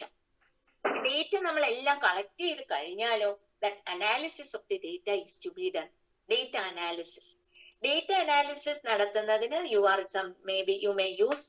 you have to use what statistical techniques. That statistics part തന്നെ നിങ്ങൾക്കുണ്ട്. എനിക്ക് തോന്നുന്നു കോറിലേഷൻ വരെയും നിങ്ങളുടെ സിലബസിലൊക്കെ ഉണ്ട്. റിലേഷൻഷിപ്പ് ഒക്കെ കണ്ടുപിടിക്കണമെങ്കിൽ കോറിലേഷൻ വേണം. സിഗ്നിഫിക്കന്റ് ഡിഫറൻസ് ഉണ്ടോ എന്ന് കണ്ടുപിടിക്കാനായിട്ട് test of significance of difference between means ആവാം. അപ്പൊ അങ്ങനെ സ്റ്റാറ്റിസ്റ്റിക്കലി നിങ്ങൾ ഒരു ഫൈൻഡിങ്സിലോട്ട് എത്തിച്ചേരുവാണ്. അപ്പൊ സ്റ്റാറ്റിസ്റ്റിക്കൽ ഡേറ്റ അനാലിസിസ് നടത്തി ഇന്റർപ്രറ്റ് ചെയ്തിട്ട് based on that interpretation you are arriving at the findings. ഒരു കണ്ടെത്തലിലോട്ട് എത്തുവാണ്. So that findings will be in tune with the objectives of your problem. I haven't mentioned the objective. ഇപ്പൊ ഞാൻ പറയാൻ കാരണം problem ഉണ്ടാക്കി വെച്ചു കഴിഞ്ഞിട്ട് കാര്യമില്ല. ആ പ്രോബ്ലത്തില് നിങ്ങൾ എന്താണ് കണ്ടെത്താൻ പോകുന്നത് എന്നുള്ളതിനെ you have to formulate objective. So the under problem identification, first of all you have to done the research questions. Research question ആവാം, simple ആയിട്ട് ഹൈപ്പോത്തസിസ് നിങ്ങൾക്ക് ഫോർമുലേറ്റ് ചെയ്യാം അല്ലെ, അത് നിങ്ങൾ ഫോർമുലേറ്റ് ചെയ്തു എന്ന് പറഞ്ഞു. ചെറിയ റിസർച്ച് കണ്ടു നോക്കാം, അല്ലെങ്കിൽ എക്സിസ്റ്റിംഗ് ആയിട്ടുള്ള റിസർച്ചിന്റെ ഗ്യാപ്സ് കണ്ടെത്താം. ഇതൊക്കെ ചെയ്യാം. ഇതെല്ലാം നിങ്ങൾ പ്രോബ്ലം ഐഡന്റിഫൈ ചെയ്യുമ്പോൾ ചെയ്തു വെച്ചു. ഓക്കെ, അത് കഴിഞ്ഞ് നിങ്ങൾ ലിറ്ററേച്ചർ റിവ്യൂ ചെയ്യാൻ പറഞ്ഞു. Relevant literature is to be review. Related literature ആണ് റിവ്യൂ ചെയ്യുന്നത്. നിങ്ങളുടെ പ്രോബ്ലം എന്താണോ അതുമായിട്ട്. നമുക്ക് പ്രോബ്ലം ഡിഫിക്കൽട്ടി ലെവൽ ആണെന്നുണ്ടെങ്കിൽ നിങ്ങൾ പോയിട്ട് മോട്ടിവേഷനെ കുറിച്ചോ അതല്ലെങ്കിൽ ഒരു സ്കൂളിനെ കുറിച്ചോ അതല്ലെങ്കിൽ വേറെ എന്തെങ്കിലും ഒരു ഇതോ അല്ല വായിക്കേണ്ടത്. ഒരു ഡ്രഗ് അബ്യൂസിനെ കുറിച്ചോ ഒന്നും അല്ല പഠിച്ചു വെക്കേണ്ടത്, അല്ലെ അതുമായിട്ട് റിലേറ്റഡ് ആയിട്ടുള്ള അല്ലെ എക്കോ ഫ്രണ്ട്ലി പ്രാക്ടീസസ് അതിനെ കുറിച്ചുള്ള ഡോക്യുമെന്റ്സോ ലിറ്ററേച്ചറോ അല്ല നോക്കട്ടെ. നിങ്ങളുടെ പ്രോബ്ലം ഏത് ഏരിയയാണോ ആ ഏരിയയിലുള്ള ലിറ്ററേച്ചർ തന്നെ പോകണം. എന്നാലേ നമുക്ക് ആ റിസർച്ച് ഗ്യാപ്സ് ഒക്കെ കിട്ടത്തുള്ളൂ. സോ കോണ്ടെക്സ്റ്റുവൽ ആയിട്ടുള്ള ഇത് വായിച്ചിരിക്കണം. എന്നിട്ടാണ് റിസർച്ച് ഡിസൈൻ നിങ്ങൾ അതുകൂടി വായിച്ചിട്ട് ഇന്നതാണ്. Before that you have to formulate your objectives. Objectives എന്ന് പറയുമ്പോൾ നിങ്ങൾ ഫോർമുലേറ്റ് ചെയ്യേണ്ടതിന്റെ ഏറ്റവും വലിയ ഒരു ക്യാരക്ടറിസ്റ്റിക്സ് എന്ന് പറയുന്നത് it should be measurable, should be observable, demonstrable എന്നൊക്കെ നിങ്ങൾ പഠിക്കും അല്ലെ. കോണ്ടന്റ് ആദ്യമേ തന്നെ ഒബ്ജക്റ്റീവ്സ് നമ്മുടെ മറ്റേടത്ത് സെറ്റ് ചെയ്യുമല്ലോ. നിങ്ങൾ കോണ്ടന്റ് അനാലിസിസ് ഒക്കെ നടത്തുമ്പോൾ ഇപ്പൊ നമ്മൾ ലേണിംഗ് ഔട്ട്കംസ് എന്നാണ് പറയുന്നത്. ലേണർ സെന്റേർഡ് ആയിട്ട് ബിഹേവിയർ ലേണറിൽ എക്സ്പ്രസീവ് ആയിട്ട് നമുക്ക് അതൊരു എവിഡൻസ് ബേസ്ഡ് ആവേണ്ടത് കൊണ്ട് ഔട്ട്കംസ് ആയെങ്കിലും still we are actually following objectives under behavioristic approach. അത് നിങ്ങൾ പഠിക്കുന്നുണ്ടാവും. നിങ്ങൾ ഒബ്ജക്റ്റീവ്സ് പഠിച്ചെങ്കിലേ നമുക്ക് അതിലോട്ട് എന്തിലോട്ട് സ്വിച്ച് ഓവർ ചെയ്യാൻ പറ്റുള്ളൂ എന്ന് വിശ്വസിക്കുന്ന ഒരു ടീച്ചറാണ് ഞാൻ. അപ്പൊ എനിഹൗ ദി ഒബ്ജക്റ്റീവ്സിന്റെ പ്രത്യേകത എന്താണ്? Objectives are measurable, to be defined in measurable terms. ഈ റിസർച്ചിലും അതേപോലെയാണ്. നമ്മൾ ഒരു പ്രോബ്ലം ഐഡന്റിഫൈ ചെയ്തു വെച്ചു. ആ പ്രോബ്ലത്തിന് ഒരുപാട് ലെവൽസ് കാണാം, ഒരുപാട് വശങ്ങൾ കാണാം. But you have to pin point because you have only limited time. നിങ്ങൾക്ക് എന്തൊക്കെയോ ഒന്നോ രണ്ടോ കാര്യങ്ങൾ മാത്രം കണ്ടെത്തിയാൽ മതി അല്ലെ, പ്രത്യേകിച്ച് ഈ B.Edനായതുകൊണ്ട്. അതുകൊണ്ട് മേജർ ആയിട്ട് അതിന്റെ ഒബ്ജക്റ്റീവ്സ് എന്താണ് നിങ്ങൾ കണ്ടെത്താൻ പോകുന്നത്. നിങ്ങൾ കുട്ടികൾക്ക് ഡിഫിക്കൽട്ടി വന്ന് ഞാൻ പറഞ്ഞല്ലോ നേരത്തെ മാത്സ് പഠിക്കാനായിട്ട് ബുദ്ധിമുട്ടാണെന്ന് പറഞ്ഞു. നിങ്ങളുടെ മേജർ ഒബ്ജക്റ്റീവ് എന്താണ്? To identify the difficulties experienced by 8th standard students in mathematics. അതും ഈ മാത്തമാറ്റിക്സിൽ എല്ലാം കൂടെ കാണാൻ പോവാണോ? അല്ല. To find out the nature and extent of difficulties in mathematics among 8th standard students. അതാണ് അവരുടെ നേച്ചർ എന്താണെന്നാ കണ്ടുപിടിക്കാൻ പോകുന്നത്. എല്ലാ ഡിഫിക്കൽട്ടി അല്ലെ എക്സ്റ്റെന്റ് എന്തുമാത്രം. അപ്പൊ ചിലപ്പോഴ് നമ്മൾ അവരുടെ ആ ഒരു ഇത് എടുത്തു വെച്ച് കൊടുത്തു കഴിയുമ്പം അതിനകത്ത് എന്തൊക്കെ ഡിഫിക്കൽട്ടി, കൂട്ടാനുള്ള ഡിഫിക്കൽട്ടിയാണ് അതോ മൾട്ടിപ്ലൈ ചെയ്യാനുള്ള ഡിഫിക്കൽട്ടിയാണ്, 2 digit number with 3 digit number multiplication ആണ്, ഓർ ഇന്റിജേഴ്സിന്റെ ആണോ പ്രശ്നം, ഓർ ഫ്രാക്ഷൻസിന്റെ അഡീഷൻ ആണോ പ്രശ്നം. അങ്ങനെ the nature and extent, to what extent, ഇതാണ് നമ്മൾ കണ്ടെത്താൻ പോകുന്നത്. അങ്ങനെ പിൻ പോയിന്റ് ചെയ്ത് ഒബ്ജക്റ്റീവ്സ് വെക്കുവാണ്. പിന്നെ നമ്മുടെ ഒബ്ജക്റ്റീവ് എന്തായിരിക്കാം? നിങ്ങൾ ഡിഫിക്കൽട്ടി മാത്രമേ ഐഡന്റിഫൈ ചെയ്യുന്നുള്ളൂ. പക്ഷെ ഞാനൊരു ഇഫക്റ്റീവ് ടീച്ചറാണ്, ഞാൻ വിചാരിക്കും വേണ്ട ഞാൻ ഒന്നുകൂടി ഇരിക്കട്ടെ, എനിക്ക് 1 മാസം ഉണ്ടല്ലോ, ഞാൻ കുറച്ചുകൂടി ഒന്നും കൂടി ഒന്ന് ഇന്റർവ്യൂ ചെയ്താലും. To find out remedial measures or to suggest remedial measures to overcome the difficulties. അത് ഞാനൊന്ന് ആലോചിച്ചിട്ട് ഒന്ന് സജസ്റ്റ് ചെയ്ത് വെച്ചാലോ. അപ്പൊ അവിടെ 3 ഒബ്ജക്റ്റീവ്സ് ആയി. അതെല്ലാം ഒരു കുട്ടി ഐഡന്റിഫൈ ചെയ്ത് നേച്ചർ എക്സ്റ്റെന്റ് കണ്ടെത്തി, 2 ഒബ്ജക്റ്റീവ്സ്. വേറൊരാൾ 3 ഒബ്ജക്റ്റീവ്. പക്ഷെ എന്താണെങ്കിലും we have to write down the objective.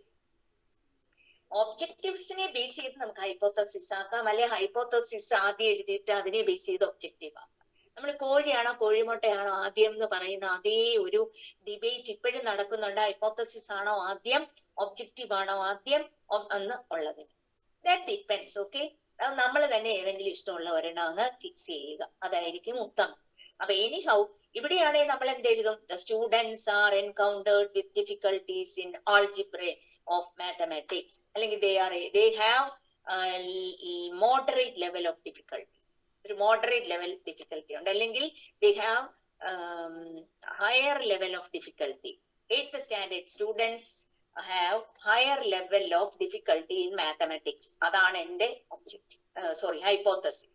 എന്നിട്ട് അപ്പൊ എന്റെ പ്രോബ്ലം എന്തായിരുന്നു? Difficulties experienced by students in mathematics 8th standard.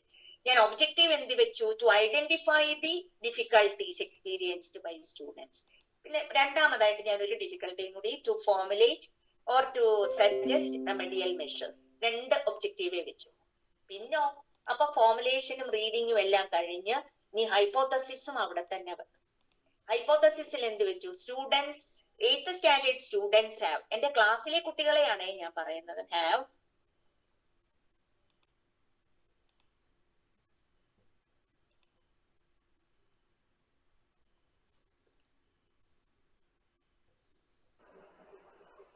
Voice ബ്രേക്കോ?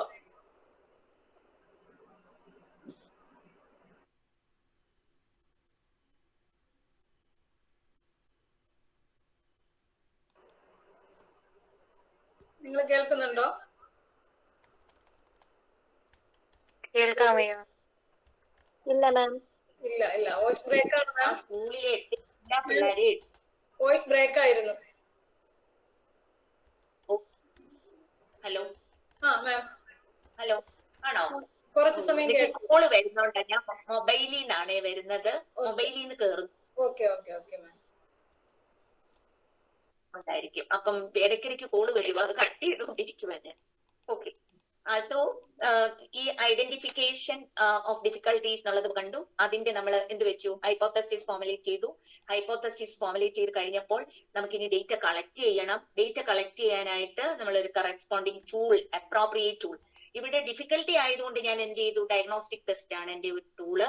അതുപോലെ ടീച്ചേഴ്സിനോടൊക്കെ നമുക്ക് ഇന്റർവ്യൂ ചെയ്യാം ആ ക്ലാസ്സിലെ കുട്ടികളെ പറ്റി. പക്ഷെ ഒരു എന്ത് വേണേ, ദാറ്റ് ഡിപ്പെൻഡ്സ്. അതുപോലെ നമ്മുടെ ടൈമും നമ്മുടെ നേച്ചറും പ്രോബ്ലം ഒക്കെ അനുസരിച്ച്. അങ്ങനെ ഞാൻ ഡേറ്റ കളക്ട് ചെയ്തു. കളക്ട് ചെയ്ത ഡേറ്റ എന്ത് ചെയ്യണം? ഐ ഹാവ് ടു അനലൈസ് ചെയ്തിട്ട് ഞാൻ ഏതാണ് ഡിഫിക്കൽട്ടി, എറർ അനാലിസിസ്, അതുപോലെയുള്ള പല ഇതും അനാലിസിസിൽ നമുക്ക് ചില ടെക്നിക്സ് ഒക്കെ ഉപയോഗിച്ച് ഏതിലാണ് കുട്ടികളുടെ ഡിഫിക്കൽട്ടി ഞാൻ ഐഡന്റിഫൈ ചെയ്തു വെച്ചു. അപ്പൊ ഞാൻ കണ്ടത്, ശരിക്കും ഞാൻ പഠിപ്പിച്ചുകൊണ്ടിരുന്നത് ഫ്രാക്ഷൻസോ അല്ലെങ്കിൽ ഇങ്ങോട്ടായിരുന്നു. ഞാൻ അതിനകത്ത് കുട്ടികൾ ഫ്രാക്ഷൻസ് ആഡ് ചെയ്യാനും മൾട്ടിപ്ലൈ ചെയ്യാനും ഒക്കെ പഠിപ്പിക്കുമ്പോൾ എല്ലാവർക്കും തെറ്റുമാണ്. ഞാൻ കണ്ടെത്തിയത് എന്താണ്? ബേസിക് ആയിട്ട് അവരുടെ ഫണ്ടമെന്റൽസ് ഒന്നും അവർക്ക് വർക്ക് ചെയ്യുന്നില്ല. അതുകൊണ്ട് എനിക്ക് ഡിഫിക്കൽട്ടി ഞാൻ കണ്ടത്, ആഡ് ചെയ്യാൻ മുതൽ കുട്ടിക്ക് difficulty. I have found out difficulty in adding even single digit numbers, then multiplication, adding തെറ്റായി പോയെങ്കിൽ എന്തെല്ലാം ആവാം, മൾട്ടിപ്ലിക്കേഷനും എല്ലാം പോയില്ലേ. ചില കുട്ടികൾക്ക് അഡീഷൻ ഒന്നും ആയിരിക്കത്തില്ല. ചില കുട്ടികളുടെ ഞാൻ കണ്ട ഡിഫിക്കൽട്ടി മൾട്ടിപ്ലിക്കേഷൻ ആണ് പ്രശ്നം. അപ്പൊ ഈ LCM ഒക്കെ എടുക്കുമ്പോഴും ഒക്കെയുള്ള രീതികളൊക്കെ മാറ്റമുണ്ട്. ഞാൻ ഒരു എക്സാമ്പിൾ പറഞ്ഞതേ ഉള്ളൂ. അപ്പൊ അതുകൊണ്ട് ഞാൻ ഓരോന്നും ലിസ്റ്റ് ഔട്ട് ചെയ്ത് എന്തായിരിക്കും ഡേറ്റയിൽ നിന്ന് ഞാൻ എന്ത് കണ്ടെത്തി, I have arrived at the findings. കുറെ കണ്ടെത്തലുകൾ കിട്ടും. ഈ കണ്ടെത്തലുകളിൽ നിന്നാണ് കൺക്ലൂഷനിലോട്ട് പോകുന്നത്, ജനറലൈസേഷൻ. ഞാനെടുത്ത ഈ സാമ്പിളിലെ 8th സ്റ്റാൻഡേർഡ് സ്റ്റുഡൻസിന് ഉണ്ടായ ഡിഫിക്കൽട്ടീസ് ഇതൊക്കെയാണ്. Among these difficulties, they have the highest difficulty ഏതാണ്, the least difficulty ഇന്നതിനാണ്. അതൊക്കെ എന്റെ കൺക്ലൂഷൻ ഫൈൻഡിങ്സ് കിട്ടിയതാണ്. അതെല്ലാം എടുത്ത് കൺക്ലൂഷനും ഒക്കെ ആക്കി ഞാൻ വെച്ചു. ആ സമയം തന്നെ as being A teacher, I again through referring maybe related literature and again sharing experiences of experts, I have listed out many some or few remedial instructional methods also. അപ്പൊ അങ്ങനെ ഞാൻ അതും കൂടി ലിസ്റ്റ് ഔട്ട് ചെയ്ത് വെച്ചു. അപ്പൊ എന്റെ ഫൈൻഡിങ്സും എന്റെ ഇതെല്ലാമായി. ഓക്കെ, അപ്പൊ ഇതായപ്പോൾ ഇതിനിടെ നമ്മൾ വിട്ടുപോയ 1-2 ഗ്യാപ്പ് ഉള്ളത് എന്താണ്? നമ്മളൊരു സാമ്പിൾ എടുക്കണം. ഡേറ്റ എടുത്തു എന്ന് പറഞ്ഞു. ഡേറ്റ എടുക്കുമ്പോൾ നമുക്കൊരു മെത്തഡോളജി ഈസ് വെരി ഇമ്പോർട്ടൻറ്റ്. അത് ഞാൻ സ്റ്റെപ്സിലോട്ട് പോകുമ്പോ പറയുന്നതായിരിക്കും നല്ലതെന്ന് തോന്നുന്നു. അപ്പൊ ഡേറ്റ കളക്ഷൻ നടത്തി, data analysis, examining and interpreting data, identifying patterns and trends, drawing conclusion based on evidences, because it is scientific. ആ എവിഡൻസ് എവിടുന്നാ കിട്ടിയത്? നിങ്ങൾ കളക്ട് ചെയ്ത ഡേറ്റ്. എന്നിട്ട് നിങ്ങൾ എന്ത് ചെയ്തു? സ്റ്റാറ്റിസ്റ്റിക്കൽ ടെക്നിക്സോ പല മെത്തേഡ്സ് ഒക്കെ യൂസ് ചെയ്ത് ക്വാളിറ്റേറ്റീവ് മെത്തേഡ്സും യൂസ് ചെയ്യാം, ഇന്റർപ്രിട്ടേഷൻസ് ഒക്കെ നടത്തി പലരിൽ നിന്ന് കിട്ടുന്ന സൊല്യൂഷൻസും ഒക്കെ വെച്ചിട്ട് നമുക്ക് അതൊക്കെ ചെയ്യാം. സോറി, റെസ്പോൺസസിനെ ഒക്കെ ബേസ് ചെയ്ത് പൂൾ ചെയ്തും നമുക്ക് ഇതൊക്കെ ചെയ്യാം. കാരണം ഫോക്കസ് ഗ്രൂപ്പ് ഡിസ്കഷൻ നിങ്ങൾ കണ്ടിട്ടില്ലേ? എത്രമാത്രം ഫോക്കസ് ഗ്രൂപ്പ് ഡിസ്കഷൻസ് ആണ് TV നടക്കുന്നത്, എന്നിട്ട് എന്തെല്ലാം അവലോകനങ്ങളിൽ അവരെത്തുന്നത് അല്ലേ? അതുപോലെ നമുക്ക് ചെയ്യാൻ പറ്റും. അത് കഴിയുമ്പോഴാണ് ഫൈൻഡിങ്സ് ആൻഡ് റെക്കമെൻഡേഷൻ. ഫൈൻഡിങ്സിനെ ബേസ് ചെയ്തൊരു കൺക്ലൂഷനും പിന്നെ യുവർ ഓൺ റെക്കമെൻഡേഷൻ. ആ 8ാം ക്ലാസ്സിലെ കുട്ടികൾക്ക് ഇങ്ങനെ എല്ലാം ഉണ്ട്, അതുകൊണ്ട് ഇന്ന രീതിയിൽ വേണം കുട്ടികൾക്ക് പഠിപ്പിക്കാൻ. അപ്പൊ ചെറിയ ക്ലാസ്സുകളിൽ നമുക്ക് ഇന്ന രീതിയിൽ അവരെ പഠിപ്പിക്കണം എന്നൊക്കെ പറഞ്ഞ് നിങ്ങൾക്ക് റെക്കമെൻഡേഷൻ കൊടുക്കാം, ടീച്ചേഴ്സിന് കൊടുക്കാം, നമുക്ക് ടെക്സ്റ്റ് ബുക്ക് കമ്മിറ്റിക്ക് കൊടുക്കാം, കരിക്കുലം പ്ലാനേഴ്സിന് കൊടുക്കാം, അതൊക്കെ ചെയ്യാം. പക്ഷെ നമ്മുടെ ഒരു ചെറിയ പ്രോജക്റ്റ് ആയതുകൊണ്ട് നമുക്ക് അവിടുത്തെ സ്കൂളിൽ തന്നെ കൊടുത്തിട്ട് വരാം. നിങ്ങൾ ഇങ്ങനെയൊക്കെ ചെയ്താൽ ഇതാണ്. ഇനി നിങ്ങൾക്ക് ഇതിനെക്കുറിച്ച് കൂടുതൽ ചെയ്യാൻ പറ്റുന്നത് എന്താണ് എന്നുള്ളതും കൊടുക്കാൻ പറ്റും. അപ്പൊ ഇവിടെ വരുമ്പോഴ് നമുക്ക് this is actually the project carried out. But here since it is, ഇപ്പൊ ഞാൻ പറഞ്ഞത് ഒരു പ്രോബ്ലം ഐഡന്റിഫിക്കേഷൻ ആയതുകൊണ്ട് വി നീഡ് എ സാമ്പിൾ. അപ്പം എഗെയിൻ പ്രോബ്ലം ഐഡന്റിഫിക്കേഷൻ, അതിന് ലിറ്ററേച്ചർ റിവ്യൂ ചെയ്യണം. Then you have to during this time you have to formulate objectives, hypothesis, then you have to fix the tools. അപ്പൊ tool ഒക്കെ fix ചെയ്യുന്നതും അതുപോലെ ഏത് sample ആണ് നിങ്ങൾ എടുക്കുന്നത് ആ പ്രോബ്ലം ഫീൽ ചെയ്യുന്ന അനുസരിച്ചാണ്. കൂടുതൽ സ്കൂൾ ചിൽഡ്രൻ ആണെങ്കിൽ സ്കൂൾ ചിൽഡ്രൻ ആണ് സാമ്പിൾ. സ്കൂളിനെ കുറിച്ച് പഠിക്കുവാണെന്നുണ്ടെങ്കിൽ അവിടുത്തെ സ്റ്റുഡൻസും ടീച്ചേഴ്സും കുറച്ചുപേരെ സാമ്പിൾ ആക്കാം, സ്കൂളിന്റെ പ്രവർത്തനങ്ങളും ഒക്കെ ആക്കാം. കുട്ടികളെ കുറിച്ചാണെങ്കിൽ ആ കുട്ടികളാണ്. 9ാം ക്ലാസ്സിലെ കുട്ടികളെ കുറിച്ചാണെങ്കിൽ നിങ്ങളുടെ സാമ്പിൾ എന്താണ്? 9th standard students. Suppose teachers difficulty in using ICT ആണ് എനിക്ക് പഠിക്കാൻ തോന്നുന്നത്, because there are many smart class rooms in schools. അതുമായിട്ട് ബേസ് ചെയ്താണെങ്കിൽ നമ്മൾ കുട്ടികളും സാമ്പിൾ ആണ് കുറച്ച് നമുക്ക് എടുക്കണം, കാരണം ടീച്ചേഴ്സ് ഉപയോഗിക്കുന്നുണ്ടോ എന്നൊക്കെ അറിയാൻ. കുട്ടികളും ടീച്ചേഴ്സ് ആണ് മേജർ സാമ്പിൾ. അവർക്ക് എത്രമാത്രം അറിയാം, അവരെന്തുകൊണ്ടാണ് ഉപയോഗിക്കാത്തത്, അല്ലെ അവർ ഉപയോഗിക്കുന്നുണ്ടോ, ഏതൊക്കെ ക്ലാസ്സിലാണ് ഉപയോഗിക്കുന്നത്, ഏതൊക്കെയാണ് വിക്ടേഴ്സ് ചാനൽ ഒക്കെ ഉണ്ട് അല്ലെ ITH സ്കൂളുകാരുടെ.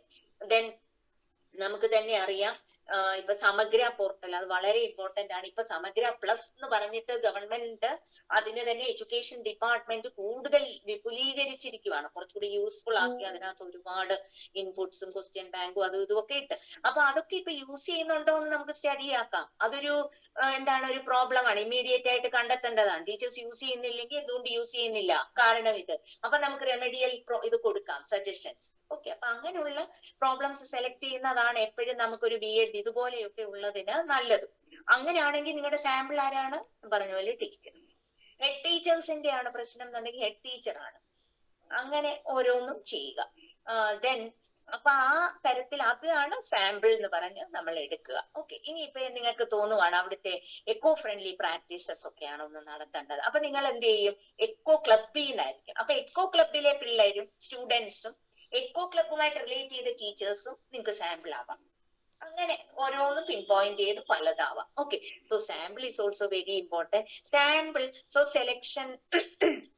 Selection of the method, sample, then tools and techniques ഓരോന്നിന് വേണ്ടതെന്ന് പറഞ്ഞു. ഇനി എക്കോ ക്ലബിന്റെ പ്രാക്ടീസസ് ഒക്കെ എന്താണ്, അല്ലെ കുട്ടികൾക്ക് എന്തൊക്കെ എക്കോ ഇതുമായിട്ട് ബന്ധപ്പെട്ടിട്ട് പ്രാക്ടീസസിന് വേണ്ടിയിട്ട് പ്രോഗ്രാംസ് കൊടുക്കുന്നുണ്ട് എന്നൊക്കെ വരുമ്പോൾ നമുക്ക് അതിന് വേണ്ട കറക്റ്റ് ടൂൾസ് ആൻഡ് ടെക്നിക്സ്, അത് നമ്മൾ സർവേ ഫോമോ ക്വസ്റ്റ്യനെയറോ അല്ലെ ഇന്റർവ്യൂവോ ചിലപ്പോൾ ഒബ്സർവേഷനോ ഒക്കെ ആവാം, അതുമൊക്കെ ആയിരിക്കും അല്ലെ.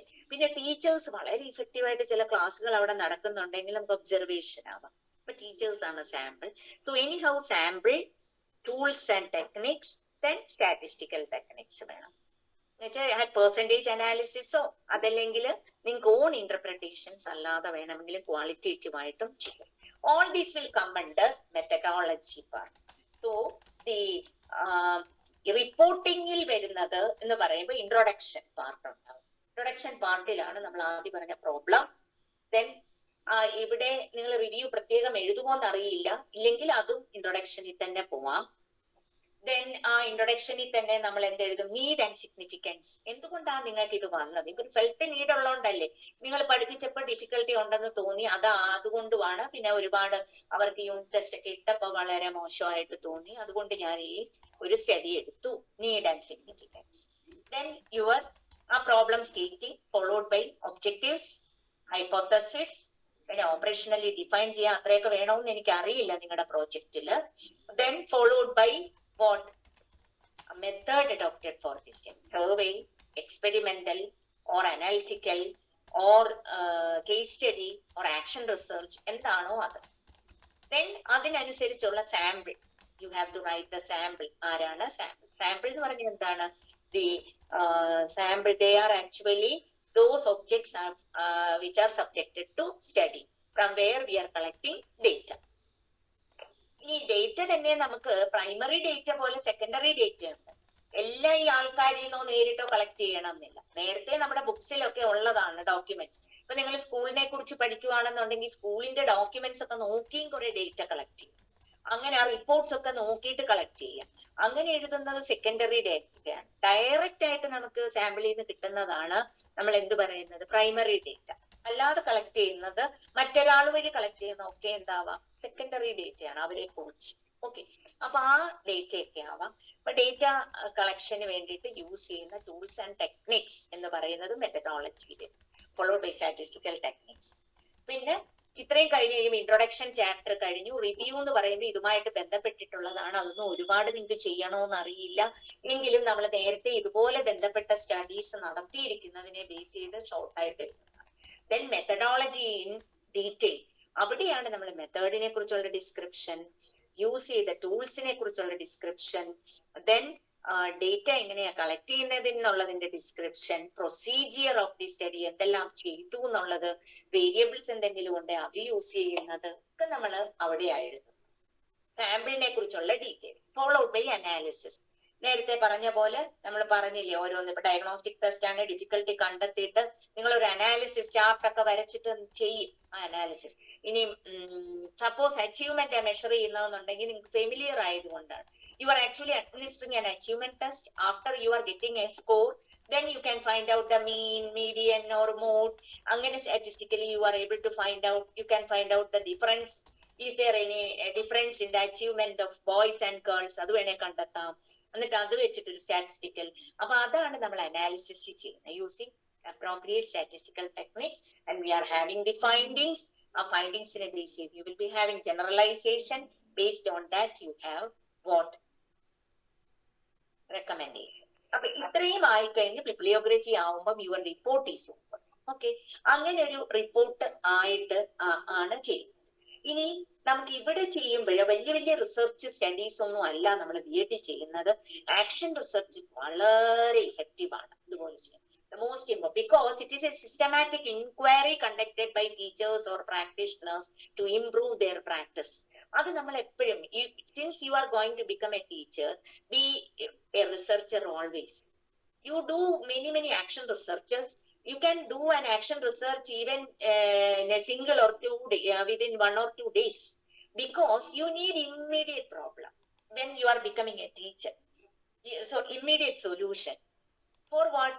For the purpose of overcoming difficulties or overcoming the constraints encountered by your students or your fellow teachers or your peers. അപ്പൊ അങ്ങനെ അവരുടെ പ്രോബ്ലം സോൾവ് ചെയ്യാനായിട്ട് നമ്മൾ സിസ്റ്റമാറ്റിക് ആയിട്ട് പെട്ടെന്ന് നടത്താൻ പറ്റുന്നത് action research, one of the most important one. Then case study, അതും നിങ്ങൾക്ക് ഇവിടെ വളരെ ഈസി ആയിട്ട് ചെയ്യാൻ പറ്റുന്നതാണ്. അപ്പൊ അതങ്ങനെ ചെയ്യാം. ഇനി ആ ആക്ഷൻ റിസർച്ചിലും നിങ്ങൾക്ക് സെയിം ഇതാണ്. Because in being A research you are identifying the problem, you are planning the investigation, you will act and observe what is happening, then you are reflecting upon it and analyzing it. So this is what action research in the gunam. Action research is one of the types of research, oru type മാത്രമാണ്. While being B.Ed students, I think that as a teacher action research are more effective for you people. So that because it will improve your practice teaching or practices, enhance student learning outcomes, you can become reflective practitioners. നമ്മൾ പെട്ടെന്ന് ചിന്തിക്കും, എനിക്ക് എന്തൊക്കെയാണ് overcome ചെയ്യുക, കുട്ടികളുടെ difficulties overcome, അല്ലെ ഈ കുട്ടി മിസ്ബിഹേവിയർ കാണിക്കുന്നു, എന്തുകൊണ്ടാണ് അത്, ആ കുട്ടി എന്ന് ലേറ്റ് ആയിട്ട് വരുന്നു, അതൊരു പ്രോബ്ലം ആയിട്ട് എടുത്തിട്ട് അതിന്റെ സൊല്യൂഷൻ കണ്ടെത്താം. അതെങ്ങനെ, എന്നും നല്ല ഇതാണ്, പക്ഷെ ആ കുട്ടി എന്നും ലേറ്റ് ആയിട്ട് വരുന്നു, you identify the reason. When you become a teacher, you can have such an action research. അതിന് 1-2 ദിവസം ഒരുപാട് നാൾ എടുക്കുവാണെന്നുണ്ടെങ്കിലോ നമുക്ക് ആ problem we shouldn't wait for the solution because we need immediate solution and those solution for the solution we have to give them remedial measures. എന്നാലേ അതുകൊണ്ട് ഗുണമുള്ളൂ. So that is the beauty of action research. Immediate solution we are able to find out and we can intervene immediately so that the problem can be solved very easily. And the students or the individuals with constraints or difficulty, they can overcome their own problem. When you think about the peaceful life they are leading, നമുക്കും peaceful ആയി അവർക്കും. So action research is a very beautiful type of research and very useful one. It then contribute to professional development, foster a culture of. So these are the different things. I think that it is late, but anyhow, ഞാൻ ഒരു problem കൊണ്ടുവന്ന് നിങ്ങളോട് explain ചെയ്യണം എന്ന് വിചാരിച്ച ഒരെണ്ണം കൊണ്ടുവന്നിരുന്നു. Just within 5 minutes I will finish it off. That is the problem related to ഒരു ഇംഗ്ലീഷ് ഇതിന്റെ ഇതുമായിട്ട് റിലേറ്റഡ് ആണ്. ഇംഗ്ലീഷ് ഗ്രാമർ ലേണിംഗുമായിട്ട് ബന്ധപ്പെട്ടിട്ട് ഒരു ഇതാണ് എടുക്കുന്നത്. അതായത് ഒരു ടീച്ചർ, ഇംഗ്ലീഷ് ടീച്ചർ ആണെന്ന് വിചാരിക്കുക. You are an English teacher. So your background for there is a background for your project. So your study, you have selected a problem and your problem is that is improving the spelling errors in English. You have identified many spelling errors in your child and you selected the problem for improving the spelling errors among your students. So that is your problem. Then what will you do? What is the background? You may have background. You being an English teacher, you observed and experienced that the student commit more errors in English spellings. That is the thing. So you noted several types of spelling errors in students in her or students' homework, class assignments. Then they have compositions. Then they may be having translations and in all their works, many spelling errors. That is the background of the problem selection. Then you may have objectives. What objectives? Maybe the project, this is designated and conducted for achieving the following objectives. Which are the objectives? To improve the spelling errors of the children, to make sensitive to students for their spelling errors, to first of all to identify the spelling errors, to make sensitive to students for their spelling errors, to improve the spelling error, English spelling of the students. അതൊക്കെ ആവാം objectives. ഇനി എന്താണ് ചെയ്യുക? അപ്പൊ ഇനി you have set the objective. Then you have to collect data. Data collect ചെയ്യുമ്പോൾ before collecting data, you may analyze the problem, what may be the problem and so many other things. And based on that, you may formulate some hypothesis. Hypothesis may be the modification and improvement may be done in English spelling errors by proper correction of English book, transcription book or English, her homework book. That is your hypothesis.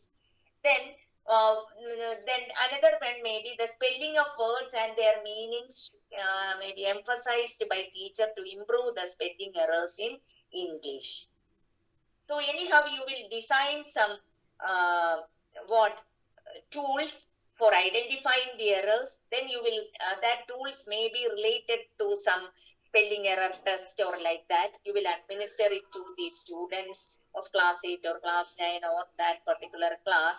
Then you collect the data, you analyze it and you interpret it, and then you give the you find out the type of spelling errors. Then you will give some other practical remedies. That is, you will check always the spelling errors committed by the students, and that is one of your hypotheses.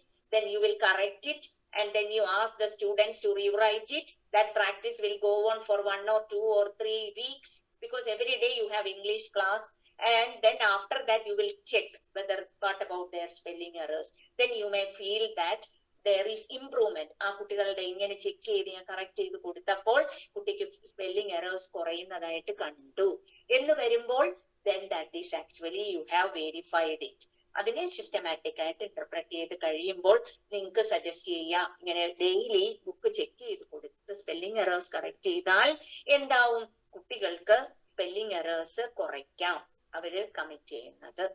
So that type of researches are very useful. These are action researches because we have immediate solution and we are able to administer the remedial measures timely so that effective teaching learning process will take place, and these are useful to the students because they are able to overcome their difficulties. So anyhow, become very effective, active, competent teachers, and you incorporate action researchers in your study. Case studies also can be used, and any other type of researches also can be used. So I wish you all the best, and also I extend my sincere gratitude to the principal of your principal, Dr. Sharmila, for giving me this opportunity. Thank you. Thank you ma'am, thank you very much. എന്തായാലും നമുക്കൊരു സമയം ഒരുപാടായെന്ന് തോന്നുന്നല്ലേ? Out of താങ്ക്സോടുകൂടി നമുക്ക് പിരിയാം ma'am. Okay ma'am, thank you ma'am, thank you very much. Devika. Good evening. Let us give an applause and heartfelt appreciation to all those contributed to making our event a എന്തെങ്കിലും success. Doubts ഉണ്ടെങ്കിൽ ചോദിക്കാൻ കേട്ടോ. Devika, Yes, ma'am. Sorry for the Yes, ma'am. Disturbance. Okay. Doubt എന്തെങ്കിലും ഉണ്ടെങ്കിൽ clear ചെയ്തിട്ട് ഒരു 5 minute വേണമെങ്കിൽ നിങ്ങൾക്ക് ഡൗട്ട് ക്ലിയർ ചെയ്യാൻ എടുക്കാം. എന്തെങ്കിലും കാര്യങ്ങൾ ചോദിക്കാം, ടോപ്പിക്കുകളൊക്കെ അല്ലെങ്കിൽ ഡൗട്ട്സ് ഉണ്ടെങ്കിൽ എഴുതിയാല് ഞാൻ അത് വോയിസ് മെസ്സേജ് ഇട്ട് തന്നേക്കാം പിന്നീട് ആണെങ്കിലും മതി. ടൈം ആയില്ലേ?